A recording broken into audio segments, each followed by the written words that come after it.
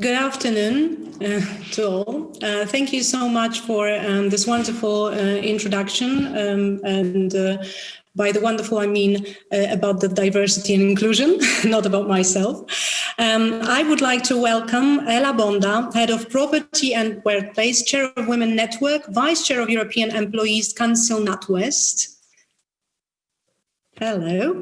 Katarzyna Kruszecka-Spychała, Deputy Mayor, City of Gdynia. Hello. That's one of my favorite cities, so I'm looking forward to visit it soon. Thank you. Ewa Łabno-Falenska, Head of Corporate Communication and External Affairs, Mercedes-Benz Poland. Hi, everybody. Thanks for having me. Dariusz Bazeli, Head of Delivery Centers Poland, Vice President ABSL. Hello, everyone.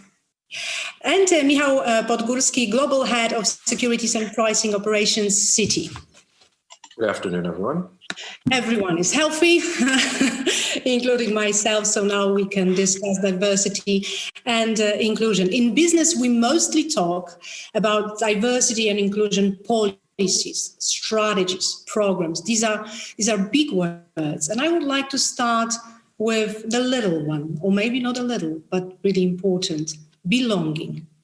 What does it mean to you to belong at work? Would like to start? Eva? Oh, you make it not easy at the very beginning. Belonging, of course, everybody thinks about the famous 5 levels of Maslow hierarchy of needs.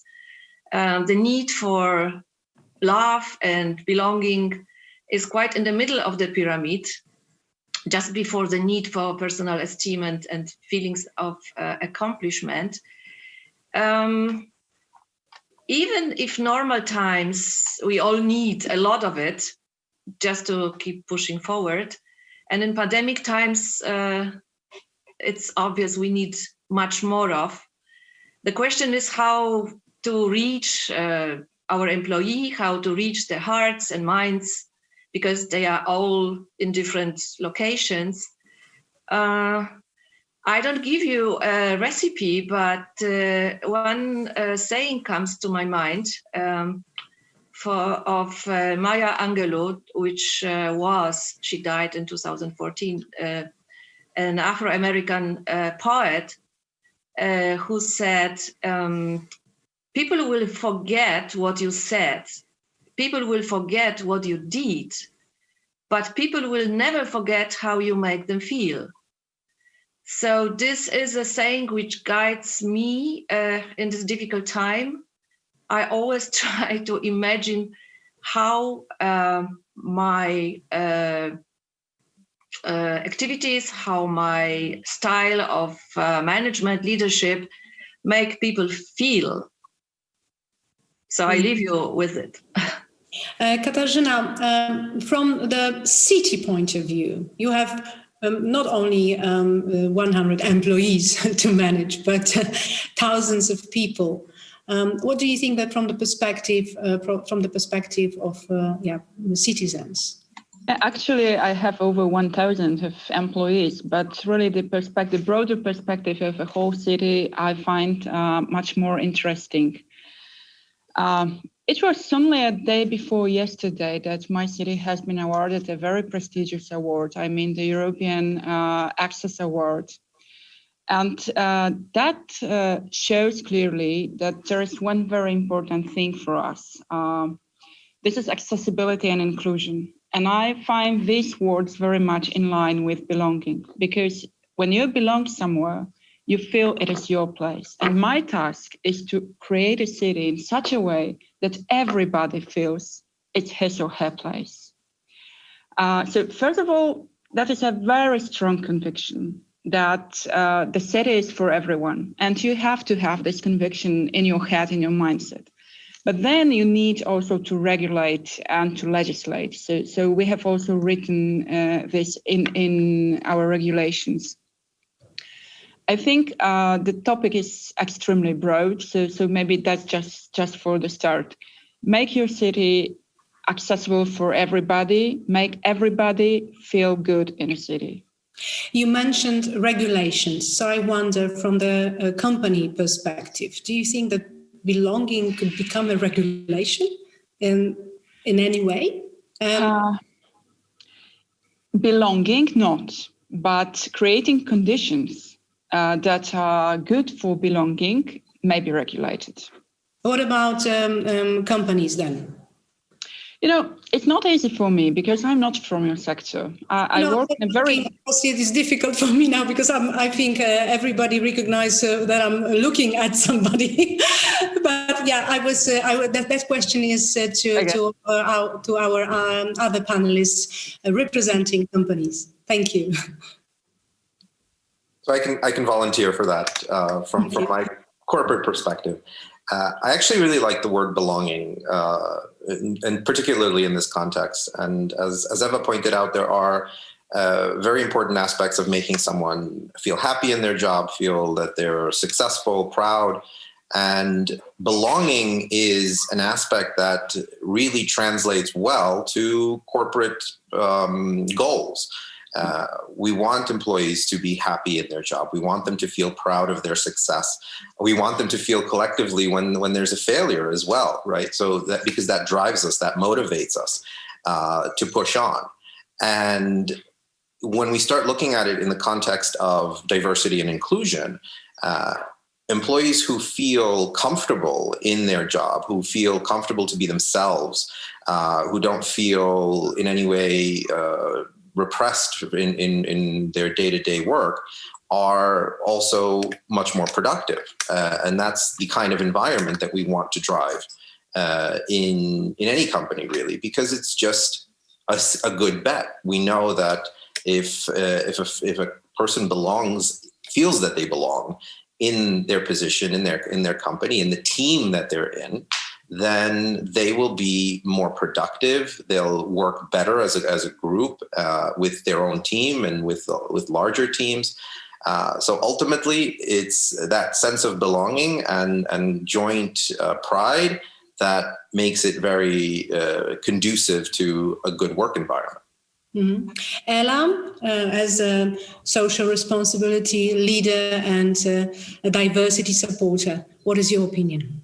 Yeah, so I would second very much what the other panelists were saying, that belonging is very much about feelings. And when you think about the corporate world, you won't naturally think about the feelings, because it's the business, it's the procedures, it's the values, the corporate values, and it's the money and, all this very serious stuff. But then I think everything is down to people. Because we could have all those values and procedures and legislations, but we won't do the job and we won't run the company without the people. And if our people are not feeling quite great and they cannot bring their whole self to work environment, there won't be any sense of belonging, which is kind of crucial for individual to live, not to perform only, but to live. And I do believe that, we as corporations and as companies, and we have really great responsibility to kind of create this kind of environment when everyone can bring themselves to work as a whole, no matter, which country they come from, what are their beliefs, who they love, what they need, do they have disability, or just, we need to embrace everyone. So belonging, I guess, it's critical. And we have to be very mindful that this is about the feelings, and it's really good that it's about the feelings, because we are, after all, human beings. Dariusz, the most difficult question comes to you.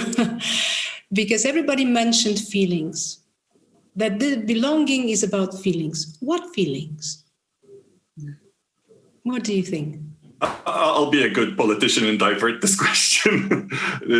No, I think when I've heard a quote not so long ago that diversity is being invited to a party and inclusion is being invited to dance in that party.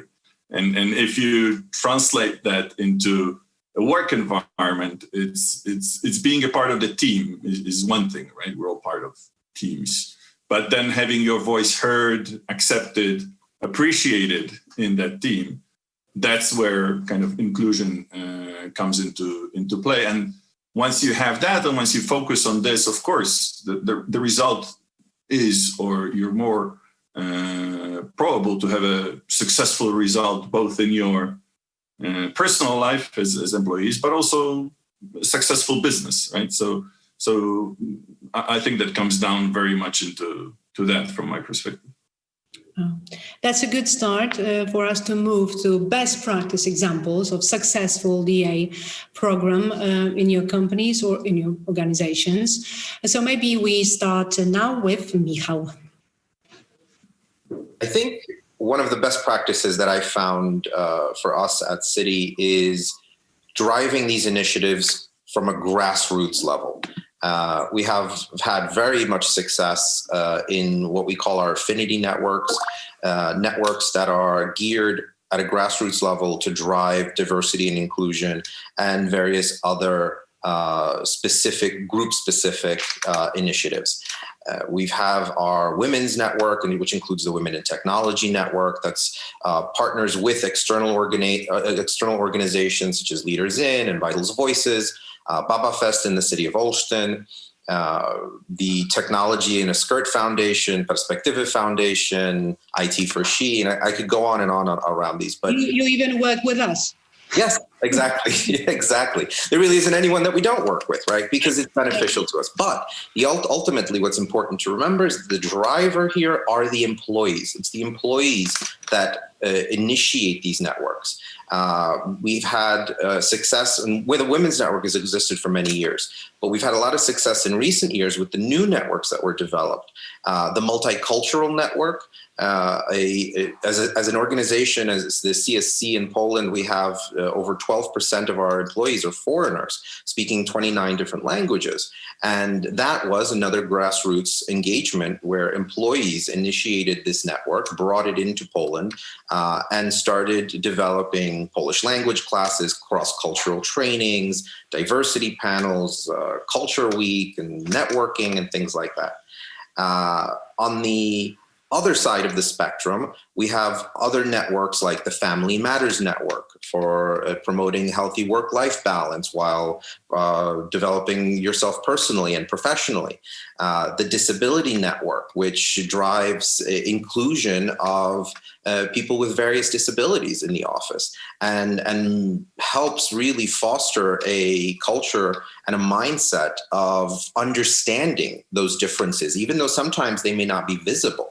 I think one of the most popular things that the network did was mental health training. And then lastly... wasn't it you, I mean, as a city, launching, but not in Poland, launching Silent Library? This is, I think it was launched in Hungary and in some other countries, and this is a fantastic idea where you can rent, in a way, a person to read as a book. Yes. To find out about the differences, and this is fabulous. So that's also one of the powerful things about these networks is that they exist in multiple countries, and we're able to share experiences across countries. So it really is a global network. So the affinities work together and share experiences and best practices for a given country.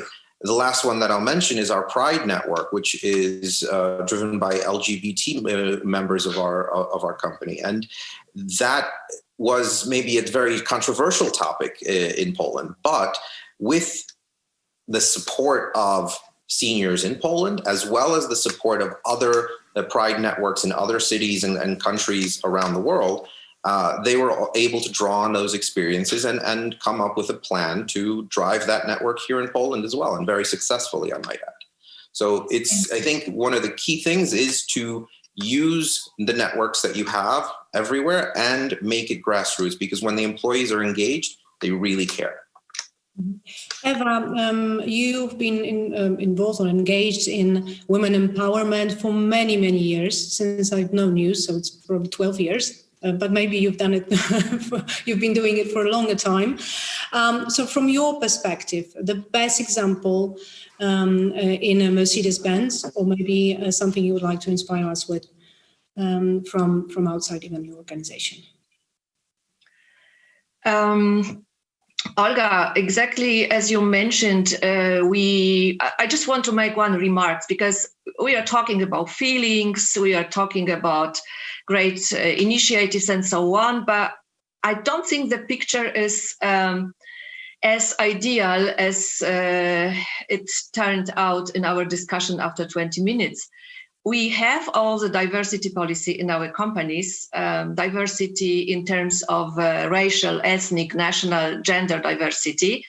But it's not only about feeling, and it's not only about bottom-down initiatives.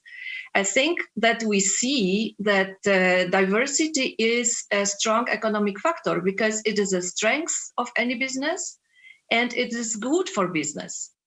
Having different opinions at the table is critical for innovation, and innovation helps drive bottom line results, and so on and so on. And without diverse teams, we cannot create products we can sell all over the world. Yes, of course. And we are a global company. I give you two examples, one small and one bigger. Last week, my trainee made the driving license in the C category, which is a driving license for trucks. She did it because she works in an environment when there is no such a sector like men-dominated, even if you work in the automotive industry, which you would say it's a really men-dominated sector. But the architecture, the business environment encouraged her to do it. And she is happy, exactly as I am. And the second example, I mean, we have created an atmosphere when women feel empowered, linked in, and included. As Poland is a rather homogeneous country, which not so much racial, ethnic, national diversity, I think that is the gender diversity, which is the topic. And in this regard, I see two issues. First, lack of women in higher positions, but this is a different topic. I won't touch it. But the second, which really bothers me, is a very low representation of women in let's be frank, better paid sectors, generally speaking in STEM, so science, technology, engineering, mathematics, all you call Industry 4.0. And now my second example, I have the last figures of structure of employment in our newly built engine and electric batteries work in Jawor, where Mercedes-Benz has put his factory. We have been, by the way, recruiting even during the pandemic. Now, today, as to yesterday, the data is from yesterday, we employ 1,136 employees, workers, and we have a great quota of 40% of women workers, not only white collars, but also blue collars. So there are 824 blue collars in the production, in the facility maintenance, in building maintenance, and out of them 340, so it's exactly 41% are women. And this is really unique because the average in Mercedes-Benz factories all over the world are 15%, 15%. And if you ask how did we do it, we were very active in encouraging women to come to us and work with us. We offered work fairs, open days, with lectures, with empowering speeches. and with our program, which was divided together with Giga Keros and Microsoft. The name is Girls Go Technology. In one sentence, we try to encourage young girls and young women to, let's say, tame the technology, IT. We persuade them that this is not only for men, this is also for women, and they can work and develop themselves in the sector. Manufacturing is a mainly dominated by men-dominated sector, and this is really a success for everybody. Recruitment is quite important in this area. Some companies, for example, they have during the recruitment process, they make sure that they have 50% female candidates and 50% male candidates, and unless they have this quota, they don't close the process, and this is important as well. Ella, your company is as well for many years involved in diversity and inclusion subjects and issues and policies. So from your perspective, and I would like to ask, as we have little time running out of time. I'll be brief. Because we have still two really important issues to absolutely. So I'll be very brief. I won't talk about the employee-led networks because we have many, look at 10 of them, or our procedures or values. Obviously, they are there and they work really well. I mean, both ways. I will focus on one practice, and I want to be here and now.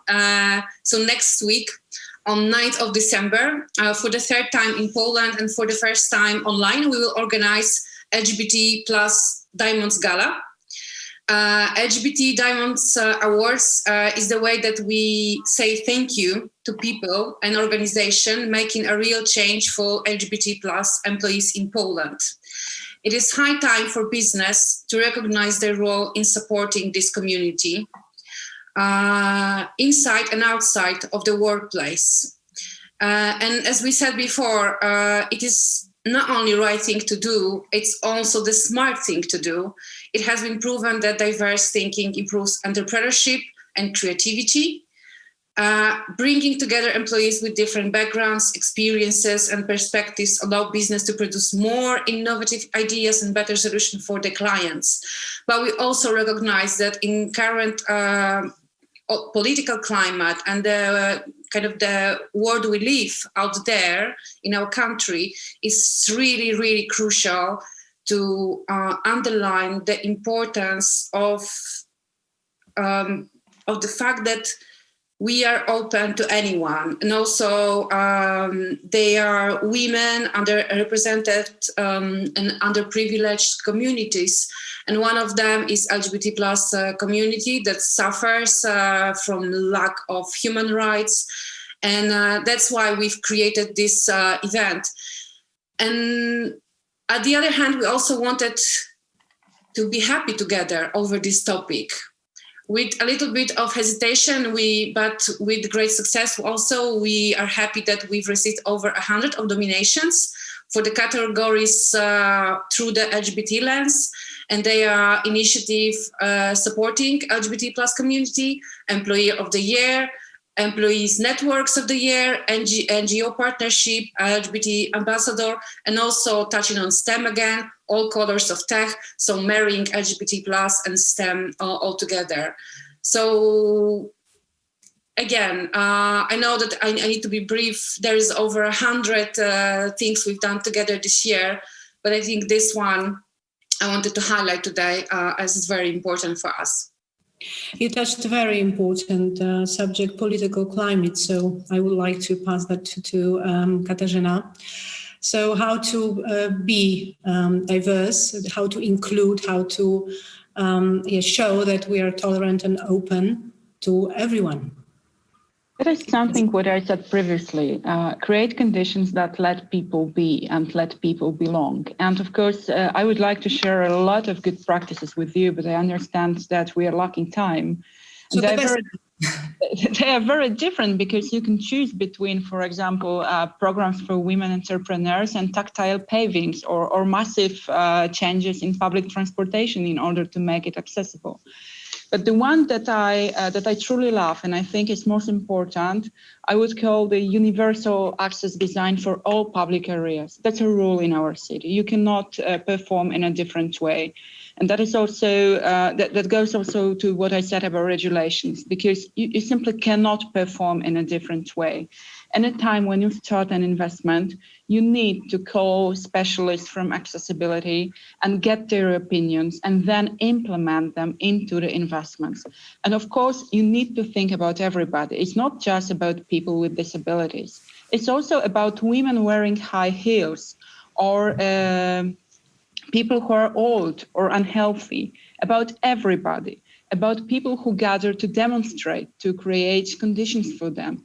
So city is for everybody. We have to remember about it, and we have to build every new part of the city, every single building, every single paving or road, having this phrase in mind. Dariusz, your key area is transformation. So I cannot imagine transforming anything without being open, tolerant, and involving people and different ideas.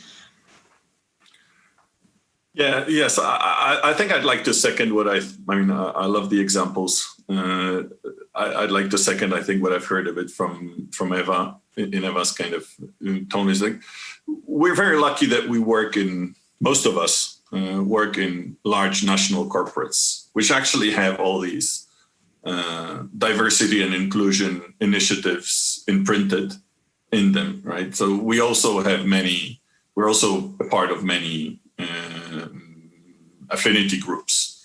And we also we see it as Cognizant, we see it as at the end of the day, as our competitive advantage, right? If we're selling systems to many customers, we need to be diverse as much as we can, because our group of our customers is also diverse, right? So we need to, it's kind of down to our kind of core of our business to be diverse. Now, I think it's also kind of our responsibility to try to, through that, to try to change the reality that we maybe transform the reality that we live in, because my feeling is a bit that we may be in a bit of a bubble compared to where the rest of the world is. And I'll close with that. And then if I have to say, be proud of some numbers as well. Last year, as an IT company, we celebrated 100,000 people, 100,000 women employed in our company, where the company is 280,000.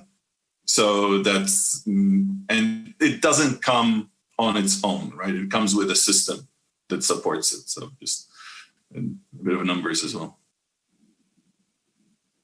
Thank you. Let's move to challenges, as COVID is influencing everything.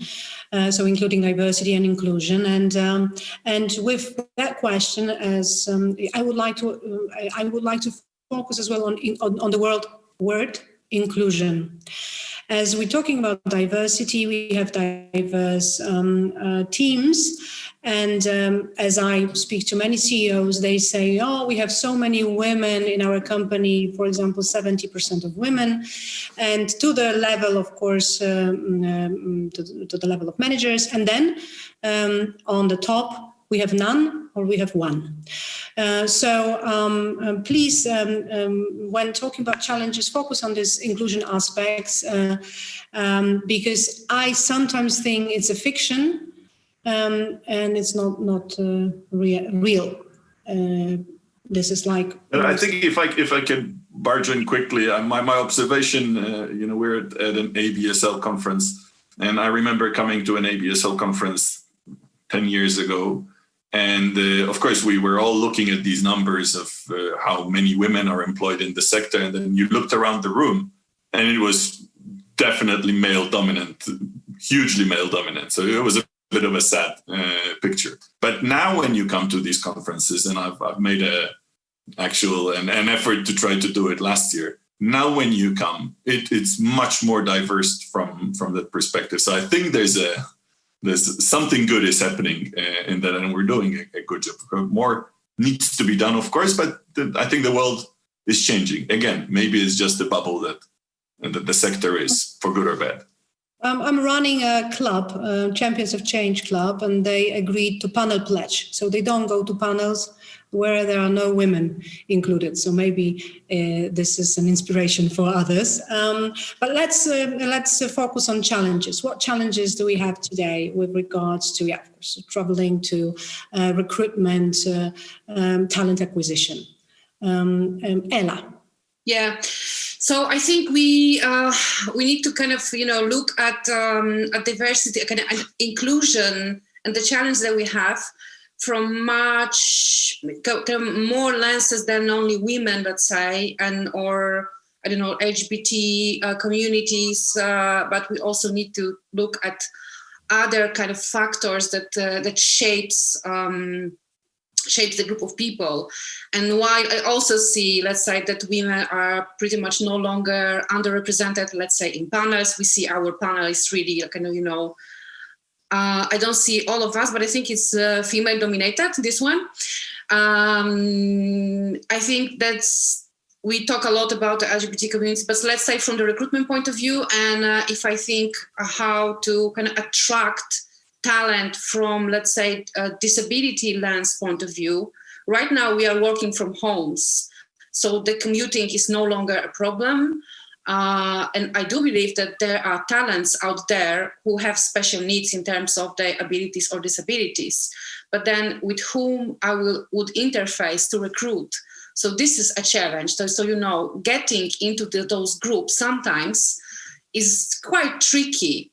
So, idealistically, I would look at, governments and also some NGOs that maybe they will help us in the businesses to understand more how to create even more inclusive and collaborative environment for those groups to work in. So I guess, for me, what's the most important is to look at inclusion from many lenses point of view, not focus only on women or LGBT. This is very important, don't understand me wrong, but I think we need to look kind of how our society looks like, and also where this hidden talent lies and how to attract those. So to me, again, disability lens is the one that I'm looking at. And also, I won't dwell on that, leaving others to talk as well, but ageism is also something that rises more and more. And again, I do believe that we have a lot of talent, not only in young population, but in those older ones. And they also tend to be very, very engaged. But then how do I get into them to attract them? Sometimes I have this challenge. Mm-hmm. Yeah, that's a very important issue. Dariusz, question to you. Do you think, that with us facing so many challenges and some companies even trying to survive, because this is a really critical situation, is still diversity inclusion such an important factor or subject as it was a year ago, mentioned in many articles, because I've done research, mentioned in many articles as one of top 3 things companies should think of, include, implement, launch?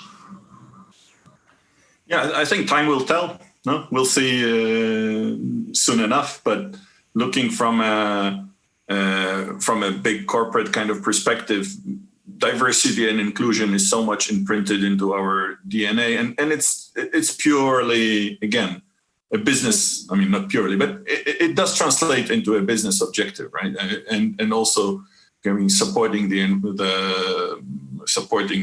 employees, supporting our customers that are much more diverse. There's simply, for us, there's no way.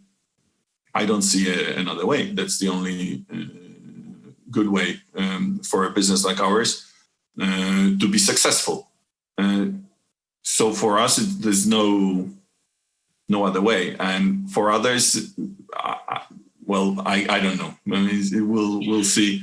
But I think the ones that will emerge successful are the ones that would have kept stuck to their guns and kept to their word and kept to their kind of thinking about this. These will emerge as successful companies.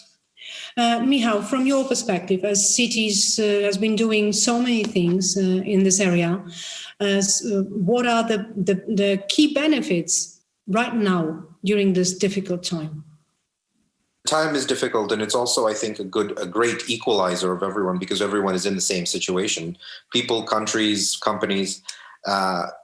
The benefit and the ultimate goal doesn't change, and we mentioned it earlier, and I think it's very key here. And that's why, to Dariusz's point, we all continue to drive diversity and inclusion. That is essentially that bringing in various viewpoints, people with various experiences, drives different thoughts, different ideas that lead to different solutions and better solutions for our ultimate clients. The chain, it doesn't change. And the need for diverse thinking coming from different types of people from all walks of life is key to driving innovation. And that will not change. And that's, I think, ultimately what we're all looking for. The biggest challenges from the city perspective, Katarzyna. I would like to build on what Michał has just said. I think that the crisis is a very good equalizer because everybody is in crisis. And that creates a challenge, but also a chance. Because you can start to build a better community or to strengthen the community that you've already had. For me, it's very important, both from the point of view as a mayor for the whole city, but also as an employer.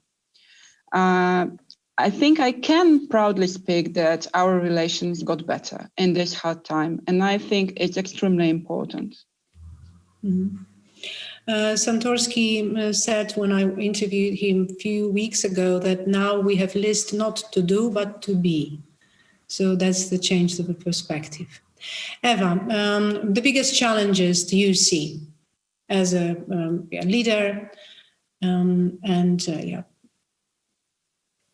Your first question was if the company probably would skip the topic of diversity and inclusion in the difficult times, and I think they won't. For us, diversity and inclusion is not a fashion, but a style, if you remember the definition by Coco Chanel. So fashion is something which goes by and style is something which stays. So diversity and inclusion is a style and is a tool of strategy in our company. And second point, I would like to argue that technology helps us foster diversity and inclusion. And the time of COVID-19 makes technology even more important. Artificial intelligence, robotics, automation, Internet of Things, and all these achievements allow women to work in sectors, in better paid sectors, where you don't need muscles, you need more intellect, you need digital skills, and you need a lot of traits traditionally labeled as feminine, like cooperation, empathy, teamwork. And I think these traits or these virtues are really the new operating system of the 21st century. Inclusion and diversity are crucial for business. They are imprinted in our strategy. There is no way back, and the technology helps us to achieve it. Eva, do you think that inclusion really works in Poland? It depends where do you look at. Jawor is a small 25,000 people city, where there are not women's network, where probably The idea of inclusion needs more explication. But as I mentioned, we do this positivistic work with projects starting from the kindergarten, where we work with comics for girls. Because, when a small boy wants to lead, he's labeled as leader. And when a small girl does the same, she's called bossy. So this starts very early, and there's a lot of work to do. And the political atmosphere is unfortunately not in favor of us. We all should, at least from the corporate side, argue that the famous 3T of Richard Florida: talent, technology, and tolerance. So this is the recipe probably for diversity and inclusion, and tolerance is very, very crucial. My 8-year-old girl daughter, she always says that she wants to become a president. And when I ask her, president of what? She says, the president of the world. So she is certainly bossy. Michał, at City, you have many women on the top. And as I know, you have programs like Board -1, Board -2, mentoring programs, really helping women to get on top. Please, a few words about that as an inspiration. I think we have a reason to actually be very proud, being the first major Wall Street bank that will be headed as CEO by a woman. Jane Fraser is a true inspiration to us all, really, and a fantastic leader, as she's shown over the years at Citi. And we're very proud to have her now ascending to be CEO of the firm. I think it's a topic that should not be avoided. I think having goals around diversity and inclusion in management levels throughout the company is the right thing to do. And doing it smartly in ways where we are really truly looking to diversify, meaning, for example, just diversifying your pool of candidates for a role is sufficient enough to try to get some diversity, because the chances, the probability of hiring a diverse candidate when you diversify your pool of candidates increases automatically. So I think it's something that we support. I think it's something that many companies support, and I think it is a driver that is absolutely necessary in today's times. Mm-hmm. Does anybody wants to mention a role model, maybe a role model in a country, or a role model country which is really inclusive and diverse? Katarzyna? Yeah, that's a difficult topic. I think role modeling is extremely important. And I have to say that when I started, when I became a deputy mayor, I used to be close to an opinion there's no differences between women and men regarding the career issues. And I was pretty sure it's so easy. I'm so young woman, and I was nominated to be a deputy mayor in one of the biggest of Polish cities. So where is the problem? There's no problem. After 6 years of working in this position, I changed my mind completely.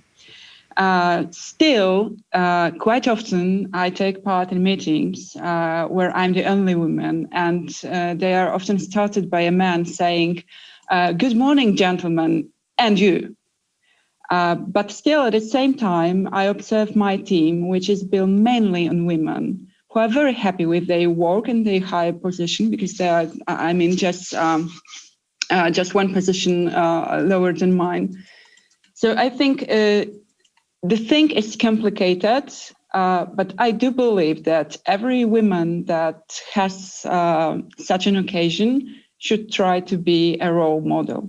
And of course, I don't mean that all the diversity and inclusion problem regards only women, but that was just an example that I wanted to underline. Yes.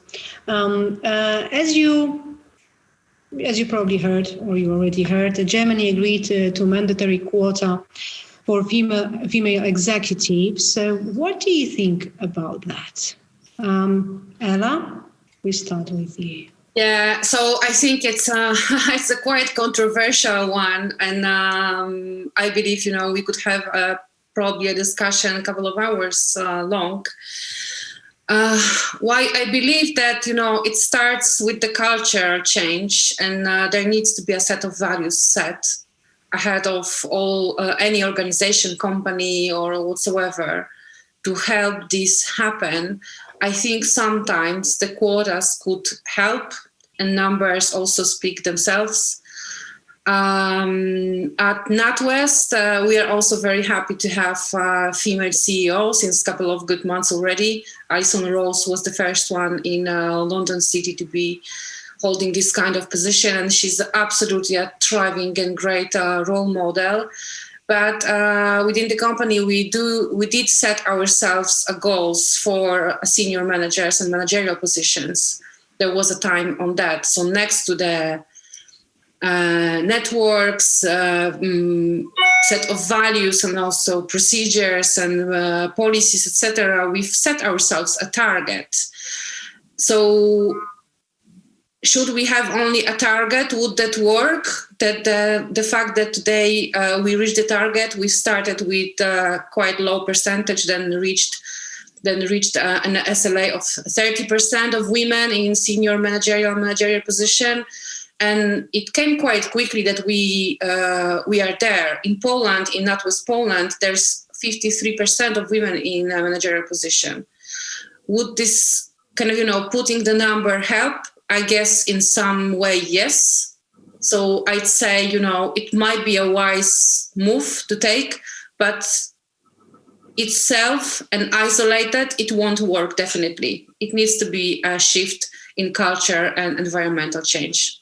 Unfortunately, we have to end our session as the next panelists are waiting. I'm really sorry because this is the subject I would like to, for sure, discuss with you. Thank you so much. And as I put some notes here, diversity and inclusion is not a fashion, but a style. And I would like to end with these words. Thanks to Eva. Thank you so much. Have a wonderful time and wonderful Christmas, because Christmas is coming. And stay healthy. Thank you. Thank you very much, Olga. Thank you very much. Bye-bye. Thank you.